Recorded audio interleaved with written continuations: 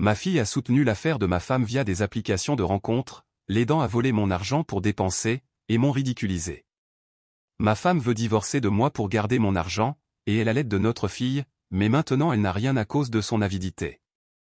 J'ai toujours cru que la famille était au-dessus de tout, mais ma femme et ma fille m'ont montré que j'avais tort. Elles voulaient garder chaque centime que j'avais, et elles ont failli réussir. Ce sur quoi elles ne comptaient pas, c'est que leur destin prendrait une tournure inattendue. Si vous pensez que cette histoire est mauvaise pour moi, attendez d'entendre ce qui leur est arrivé. J'ai 46 ans et je suis marié à ma femme, Lian, 40 ans, depuis 20 ans. Nous avons une fille ensemble, Marie, qui a 19 ans et qui a récemment commencé l'université. J'ai toujours été fier que nous n'ayons jamais eu à nous soucier de payer les factures, de manquer d'argent ou de nous demander d'où viendrait notre prochain repas.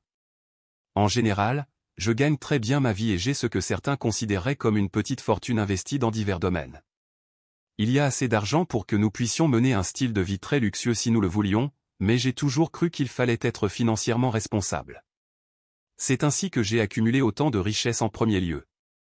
Je n'essaie pas de me vanter, mais mon propos est que même si nous n'avons jamais rencontré de problèmes financiers, cela ne signifie pas que je suis avare.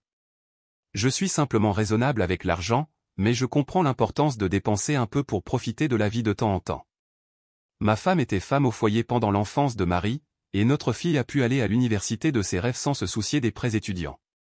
Elles conduisent toutes les deux les voitures de leurs rêves, dans la mesure du raisonnable bien sûr. Je n'achète de Lamborghini à personne, mais ma femme adorait son Range Rover, et ma fille était contente de sa BMW série 3. Personnellement, j'adore les vacances, et nous faisions toujours un beau voyage en famille une fois par an. Quand je me suis marié, j'étais déjà financièrement stable. J'avais un bon travail et peu de responsabilités, alors j'ai investi la plupart de mes revenus disponibles dans divers domaines. Ce n'est pas quelque chose que j'ai beaucoup partagé avec les filles pendant que nous sortions ensemble, alors elles pensaient généralement qu'elles étaient avec un homme qui gagnait bien sa vie et pouvait dépenser pour elles. Cela a conduit à des histoires tristes où des femmes intéressées m'ont quitté quand elles ont découvert que je n'étais pas le genre d'homme qui dépensait de manière incontrôlable. Ma femme était différente des autres, ou du moins c'est ce que je pensais. Elle n'a jamais donné l'impression d'être intéressée par mon argent. À une époque où j'avais déjà économisé près de 7 chiffres en investissement, je l'ai emmenée dans un petit café lors de notre premier rendez-vous, non pas comme un test, mais simplement parce que j'aimais l'endroit. Elle ne s'est pas plainte et a même proposé de partager l'addition, ce que j'ai refusé. C'est à ce moment-là que j'ai pensé avoir trouvé cette femme rare qui cherchait plus que de l'argent dans une relation. Bientôt, nous sortions ensemble, puis nous nous sommes mariés, et nous avons une autre fille. Les choses se sont bien passées pendant la majeure partie de notre mariage, ou du moins c'est ce que je pensais. Nous vivions confortablement et avions une fille belle et intelligente. Je pense que le premier domino dans la spirale descendante de notre mariage est tombé lorsque Lian a réalisé à quel point j'étais vraiment riche. Je ne sais toujours pas comment elle l'a découvert, mais ses goûts ont changé peu de temps après. Soudain, elle a commencé à demander des choses plus extravagantes, des vêtements de marque, des bijoux coûteux, et nos simples voyages en famille ne la satisfaisaient plus. Maintenant, elle voulait voler en première classe vers des complexes hôteliers 5 étoiles. Au début, j'ai essayé de lui faire plaisir là où je le pouvais, mais j'ai vite réalisé qu'elle n'avait aucune limite quant à la somme qu'elle était prête à dépenser de l'argent que j'avais passé plus de la moitié de ma vie à accumuler. Un soir, je me suis assis avec Lian dans l'espoir d'avoir une conversation honnête sur ses nouvelles habitudes. J'ai expliqué que même si nous avions beaucoup d'argent, nous devions être responsables. Je lui ai dit que c'était précisément grâce à cette responsabilité financière que j'avais pu accumuler la richesse que nous avions, et que je ne voulais pas la gaspiller pour des choses futiles alors que nous pouvions assurer un avenir meilleur. Je savais qu'elle ne serait pas contente, mais je ne m'attendais pas à la réaction qu'elle a eue. Lian a explosé. Elle a commencé à me traiter de radin et de contrôlant, m'accusant d'être financièrement abusif. Elle s'est plainte que j'avais plus d'argent que quiconque elle connaissait, mais que nous vivions comme des indigents. J'ai souligné les belles voitures qu'elle et notre fille conduisaient, ainsi que les voyages annuels que nous faisions, mais elle s'est moquée, disant que ce n'était rien comparé au style de vie que nous devrions mener. Et je ne suis pas le seul à penser ainsi, Marie est d'accord, a-t-elle ajouté. Entendre le nom de Marie m'a pris par surprise. Je pensais que cette obsession de dépenser de l'argent n'était que le problème de Lian, mais apparemment cela influençait aussi notre fille. Marie ne me parlait plus beaucoup ces derniers temps, et j'ai toujours pensé que c'était parce qu'elle avait déménagé pour l'université. Maintenant, Je commençais à croire qu'elle était mécontente de moi parce que je ne dépensais pas d'argent comme elle le voulait. Dans mon esprit, Marie était toujours ma petite fille, et j'avais travaillé dur pour m'assurer qu'elle comprenait la valeur de chaque centime. Bien sûr, j'ai payé ses études et je lui ai acheté une voiture de luxe, mais c'était juste pour lui faire plaisir. Pourtant, la tension dans notre relation grandissait. Quand elle appelait, c'était seulement pour demander de l'argent pour voyager ou faire du shopping avec des amis. Quand j'essayais d'expliquer ce que j'avais dit à sa mère sur la responsabilité financière, elle répondait « Oui, maman a dit que c'était juste ton excuse. » Le mot excuse m'a blessé. Je ne voulais pas répéter la dispute que j'avais eue avec Lian, mais n'est-ce pas le travail d'un parent de guider son enfant sur le bon chemin? J'ai essayé de lui dire que ce n'était pas une excuse, mais comment j'avais réussi à accumuler la richesse qu'elle voulait que je dépense de manière incontrôlable. Mais Marie n'a pas écouté. Elle a commenté qu'elle avait des amis dont les familles n'étaient même pas proches d'être aussi riches que nous, mais qu'ils vivaient mieux. Elle a dit que nous devrions vivre comme des célébrités, comme les Kardashians. Je ne pouvais pas croire ce que j'entendais de la part de Marie. Je pensais l'avoir élevée avec assez de dignité pour ne pas succomber à la pression sociale, mais je n'avais jamais imaginé que cette pression viendrait de sa propre mère. En fin de compte, j'étais responsable de nos finances, donc nous ne dépenserions ni plus ni moins que ce que je décidais.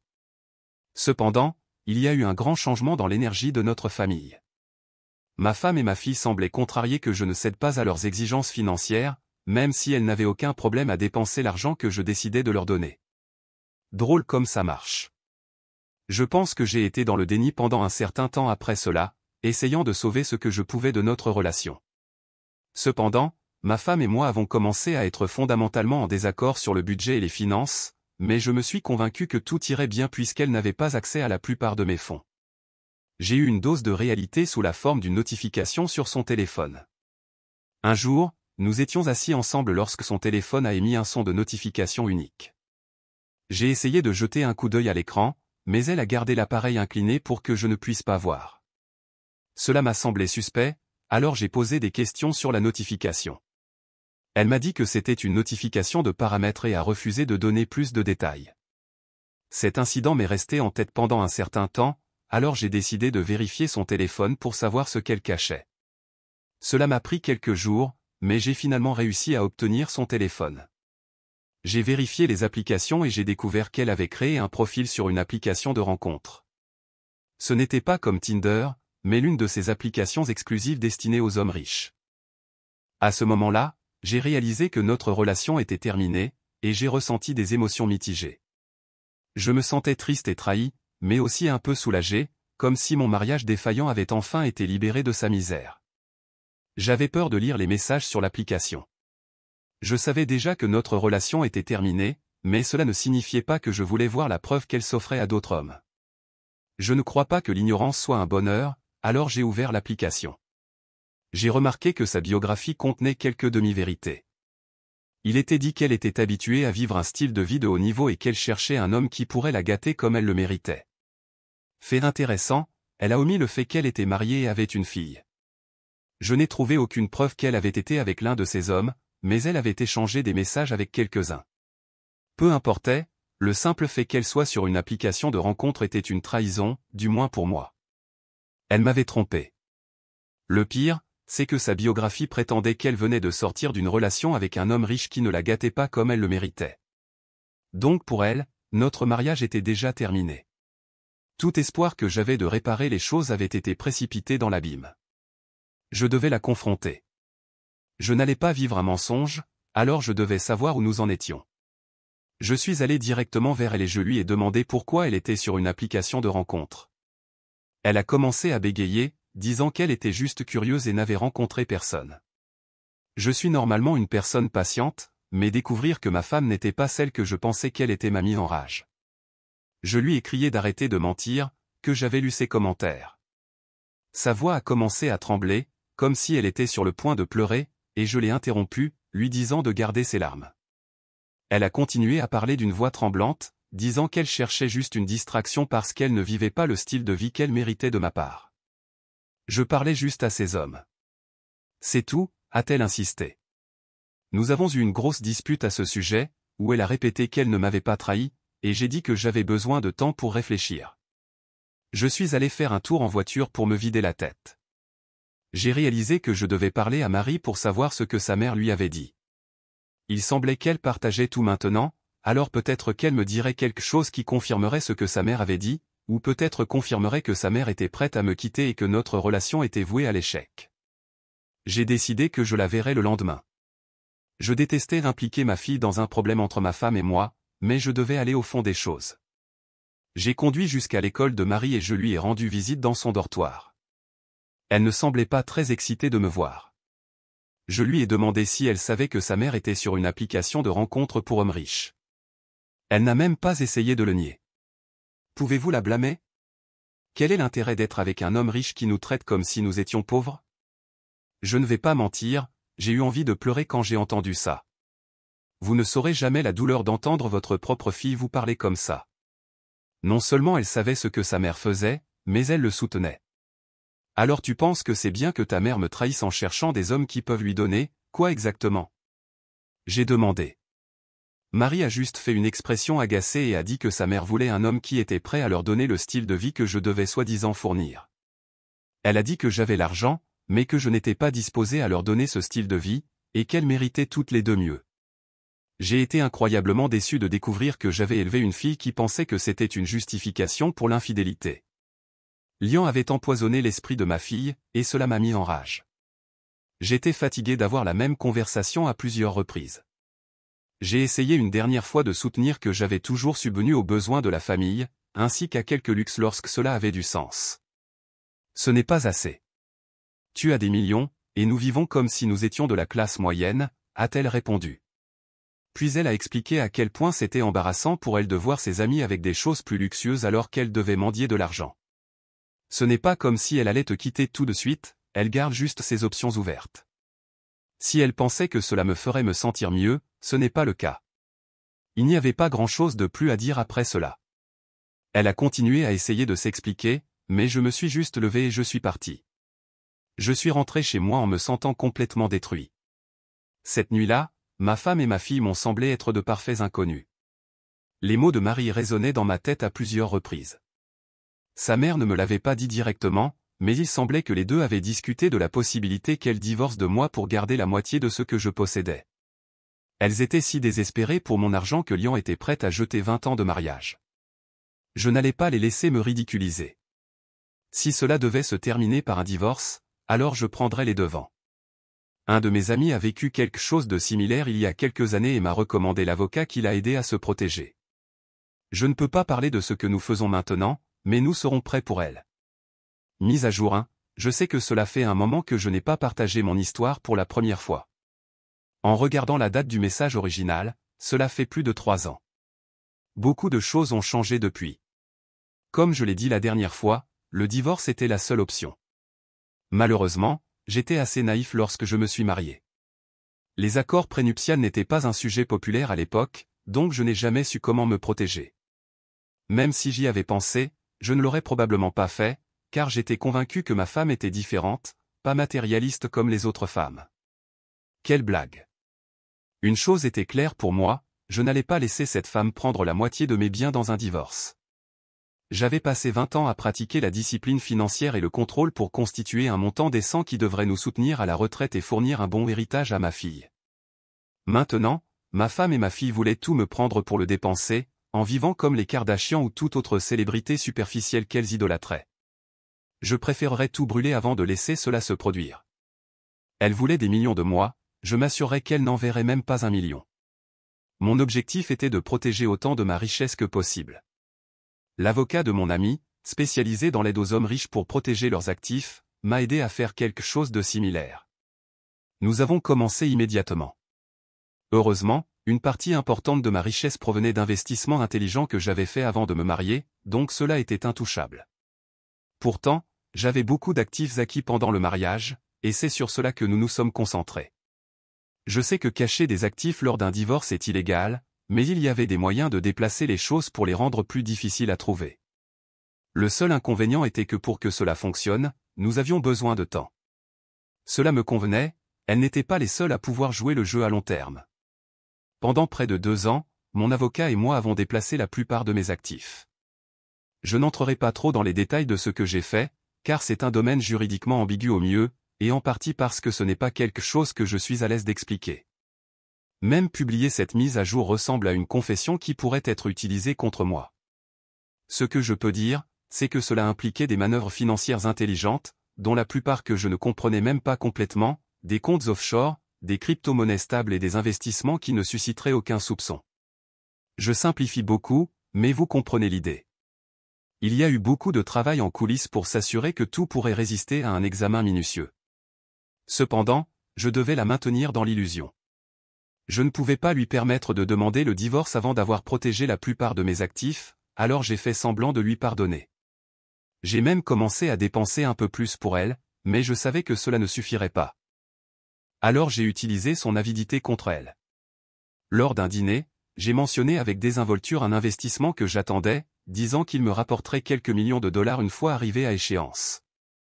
Je pouvais voir les signes dollars dans ses yeux. Si elle attendait que cette affaire se concrétise avant de demander le divorce, la moitié de ce montant pourrait être à elle. Bien sûr, l'investissement était complètement fictif. Son avidité était si immense qu'elle n'a même pas pris la peine de vérifier si un tel paiement était réaliste. Cela a joué en ma faveur, car elle a commencé à poser des questions sur l'investissement, essayant de ne pas paraître trop intéressée. Je donnais des réponses vagues pour maintenir sa curiosité en vie, suggérant toujours que l'investissement n'était qu'à quelques semaines ou mois de son échéance. Patiemment, elle a attendu le gros gain qui n'est jamais venu. Pendant ce temps, j'ai continué à déplacer mes actifs vers des comptes offshore et des portefeuilles de crypto-monnaies. Finalement, mon avocat et moi avons estimé que nous avions suffisamment déplacé pour me protéger de manière significative. Plus important encore, j'étais satisfait de ce qui restait. Un rapide coup d'œil à mes actifs restants donnait l'impression que je n'avais atteint qu'un succès financier modéré. Si mon ex gardait la moitié de ce qui restait, c'était bien. Ce n'était pas la somme énorme qu'elle espérait, et je conserverais toujours la majeure partie de ma richesse. Alors je lui ai dit que, malheureusement, l'investissement avait échoué. Elle ne l'a pas bien pris, et 2 mois plus tard, elle m'a signifié les papiers du divorce. Tout ce que j'ai dit, c'est, si c'est ce que tu veux, d'accord. Je ne pouvais pas faire semblant d'être blessé. Nous avions tous les deux mis fin à cette relation il y a des années. Elle n'était restée que pour la vie facile, et je me préparais au divorce. Le processus de divorce a été brutal. Elle n'avait pas beaucoup économisé en prévision du divorce, alors elle a engagé un avocat médiocre. Pendant ce temps, mon avocat était un spécialiste de ce type d'affaires, et nous nous préparions depuis des années. Lorsque le moment est venu de diviser les actifs et que ma situation financière actuelle a été révélée, les regards de surprise sur les visages de mon ex-femme et de ma fille en valaient la peine. J'ai juste haussé les épaules quand elles m'ont regardé. En fin de compte, elle a obtenu une somme d'argent décente et une pension alimentaire, mais rien d'exorbitant. J'aurais préféré ne pas donner un seul centime à cet opportuniste, mais je pouvais vivre avec. Ce n'était qu'une goutte d'eau dans l'océan par rapport à ce qu'elle voulait me prendre. Mon ex et ma fille étaient furieuses à ce sujet. Un jour, Lian est venu chez moi en exigeant de me parler. J'ai remarqué qu'elle était très bien habillée. Je ne suis pas un expert en marque de luxe, mais elle portait un pantalon et un sac couvert de logos que j'imagine assez chers. Je pouvais voir qu'elle vivait déjà la grande vie. J'ai dit, tu as déjà commencé à vivre la vie de luxe, hein, Lian? Elle n'a pas trouvé ça drôle et a crié que j'avais volé ce qu'elle méritait. J'ai demandé ce qu'elle voulait dire, et elle a dit que la moitié de tout ce que j'avais construit lui appartenait. Cette femme croyait vraiment qu'elle avait aidé à construire des millions de dollars pendant notre mariage, des millions qu'elle voulait dépenser dès qu'elle saurait que j'étais dans une meilleure situation financière que la plupart des gens. Chaque dollar que j'ai gagné l'a été malgré elle, pas grâce à elle. Je lui ai simplement dit que mes dossiers financiers avaient été divulgués lors du divorce et qu'elle avait reçu sa juste part de tout ce que je possédais. Plus tard, un ami m'a dit que Lian rencontrait des difficultés financières. Elle a rapidement dépensé l'argent, n'a jamais vraiment appris à gérer ses finances et a commencé à accumuler des dettes qu'elle ne pouvait pas rembourser. J'ai entendu dire par Marie que Lian avait commencé à sortir avec quelqu'un peu de temps après le divorce, mais aucune des relations n'a fonctionné. Marie et moi avons recommencé à parler, mais maintenant c'est moi qui ne suis plus aussi ouvert. Je ne sais pas si elle veut vraiment renouer avec son père ou si elle cherche juste de l'argent à nouveau, et cela me rend difficile de m'ouvrir. C'est ma fille, et je l'aime quoi qu'il arrive, mais je suis toujours blessé, et je ne suis pas prêt à lui pardonner complètement. Peut-être qu'un jour les dommages causés par Lian pourront être réparés, et nous pourrons revenir à la normale. D'ici là, je ne lui donnerai pas un centime. Certains d'entre vous ont posé des questions sur mon ex-femme et ma fille et si j'ai eu des contacts récents avec elle, en particulier concernant ma relation avec ma fille. Aujourd'hui, je veux clarifier tout ce qui s'est passé au cours de la dernière année depuis ma dernière mise à jour et répondre à toutes vos questions. Pour commencer, beaucoup ont demandé pourquoi Lian n'a pas reçu de pension alimentaire, étant donné qu'elle n'a pas travaillé pendant le mariage et que, dans la plupart des cas, tout juge m'aurait ordonné de payer un montant mensuel pendant une certaine période. Eh bien, la vérité est qu'au lieu de paiement mensuel, Lian a préféré recevoir tout l'argent en une seule fois lors de la procédure de divorce. Cela semblait être la meilleure option pour elle, probablement parce qu'elle espérait obtenir cette somme rapidement et en profiter immédiatement, sans restriction. La chose surprenante, bien que peut-être pas tant que ça avec le recul, a été la rapidité avec laquelle elle a dépensé tout ce qu'elle a reçu lors du divorce. Bien que ce ne soit même pas proche du montant qu'elle voulait, c'était une somme considérable, mais elle n'a pas duré plus de quelques mois. Lian n'a jamais appris à gérer l'argent, et tout au long de notre mariage, elle n'a vu l'argent que comme quelque chose à dépenser sans penser à l'avenir. Elle n'a rien investi ni économisé, elle l'a simplement gaspillé dans un luxe qu'elle pensait la ferait se sentir mieux, comme des vêtements de marque, des sacs coûteux et des voyages exorbitants. Bien sûr, lorsque l'argent s'est épuisé, elle est venue me voir pour m'accuser de ne pas lui en avoir donné assez. Elle a dit que j'aurais dû être plus généreux et que, maintenant qu'elle était ruinée, je devrais l'aider à nouveau. J'ai simplement répondu qu'elle n'était plus ma femme et que, par conséquent, ce n'était pas mon problème ce qu'elle faisait de sa part. La bonne chose à son sujet, c'est qu'elle a finalement trouvé un emploi, du moins c'est ce qu'on m'a dit. Ce n'est pas un emploi qui lui permet de maintenir le style de vie qu'elle désirait depuis longtemps. Je doute qu'elle puisse continuer à acheter des vêtements de marque ou à s'adonner à ses luxes. J'ai même entendu dire qu'elle avait vendu certains de ses biens. Il y a eu une période où elle était au chômage peu de temps après avoir dépensé tout l'argent qu'elle avait reçu du divorce. Je suppose que cela l'a au moins forcée à affronter la réalité, elle doit gagner sa vie comme tout le monde. Si quelque chose de positif est ressorti de tout cela, peut-être qu'elle apprend maintenant à quel point il est difficile de gagner de l'argent et pourquoi j'ai refusé de le gaspiller pour des choses futiles. Ce sera peut-être la plus grande leçon qu'elle apprendra dans sa vie, bien que malheureusement elle arrive trop tard. Elle a toujours été obsédée par le luxe et les apparences, et maintenant qu'elle n'a plus accès à ma fortune, elle découvre à quel point sa vie matérialiste était vide. J'ai également entendu dire qu'elle avait eu de la malchance en amour, ce qui ne me surprend pas. Les hommes riches ne s'intéressent pas à une femme dont le seul intérêt est leur fortune, et sans l'attrait superficiel qu'elle avait autrefois, elle a dû affronter la réalité de vivre comme n'importe qui d'autre. Quant à ma fille, c'est probablement l'aspect le plus douloureux de toute la situation. La première chose que je devrais dire, c'est qu'elle n'est plus incluse dans mon testament.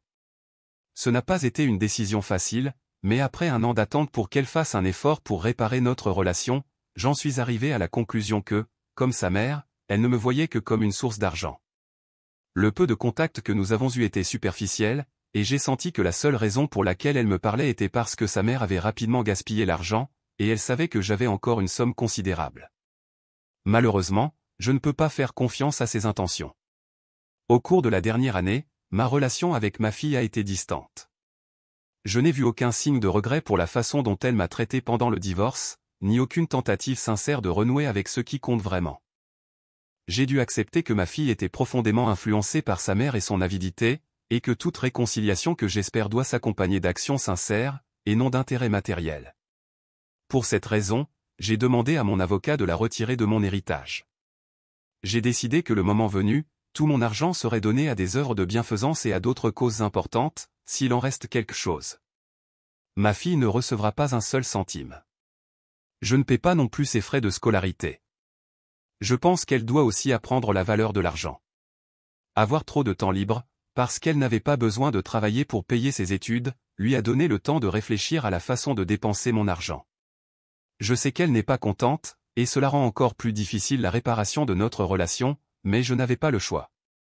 Si elle décide de ne plus me parler à cause de cela, qu'il en soit ainsi. Au fait, elle a aussi dû vendre cette BMW série 3 qu'elle aimait tant, maintenant que personne ne la paie. Quant à moi, je travaille toujours et je ne suis pas encore prêt à prendre ma retraite, bien que j'y pense pour les prochaines années. Heureusement, je n'ai pas besoin de travailler par nécessité, je le fais parce que cela me donne un but et une structure dans ma vie quotidienne. Il y a quelque chose de très satisfaisant à savoir que l'on travaille parce qu'on aime ça, pas parce qu'on a besoin de survivre. Lorsque je déciderai de prendre ma retraite, j'aurai tous les aspects de ma vieillesse couverts, et cela me donne beaucoup de paix. Je sais que certaines personnes dans les commentaires ont dit que je devrais dépenser plus de mon argent, que cela n'a pas de sens de continuer à économiser et de vivre comme une personne pauvre, entre guillemets, mais ces mots sont une distorsion de ce que j'ai vécu avec mon ex-femme. Nous avons toujours vécu confortablement, comme la classe moyenne supérieure, mais aux yeux de mon ex, cela ressemblait à de la pauvreté. Elle n'a jamais compris le concept de modération ou la valeur de la sécurité financière, et maintenant, en voyant comment elle a fini, je me sens plus que justifié dans mon approche de l'argent. J'espère que cela répond à tout concernant mon histoire. Modification du commentaire, et bien tout le monde, cette histoire est un exemple clair de la façon dont les décisions financières et émotionnelles peuvent complètement changer la vie de quelqu'un. Hopi a traversé des moments difficiles, tant dans sa relation avec son ex-femme que sa fille, et il a pris des mesures fermes pour protéger son bien-être et sa fortune. Il est triste de voir une relation familiale s'effondrer ainsi, mais il est parfois nécessaire de fixer des limites, surtout lorsqu'il devient clair que l'intérêt principal de ceux qui vous entourent n'est que l'argent. En fin de compte, ce qui m'a le plus marqué, c'est la leçon que Hopi voulait partager, l'argent n'achète pas le bonheur, encore moins la stabilité émotionnelle. Et si une personne n'apprend pas à valoriser ce qu'elle a et à construire quelque chose sur le respect et des relations sincères, le résultat peut être très douloureux. J'espère que d'une manière ou d'une autre, sa fille réalisera que la réconciliation doit se faire pour des raisons sincères, et non pour des intérêts matériels.